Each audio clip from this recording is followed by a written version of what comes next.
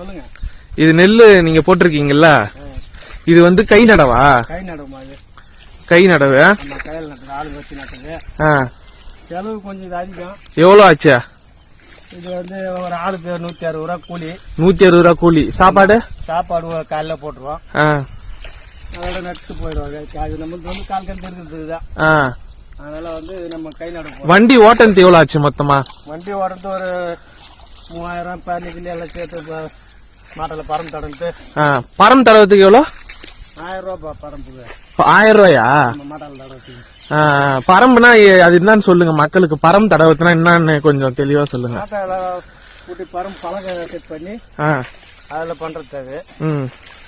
மூடு பள்ளமா கொஞ்சம் நிறைய விடுவாங்க. வேற என்ன மற்றபடி சமமான பூமினா பிரச்சனை கிடையாது. நம்ம ஏறு பூட்டி ஒட்டி மட்டம் பண்ணிட்டோம்னா மூடு பள்ளமா நல்லா இருக்கும். சரி சரி. அதுக்காக பண்றது.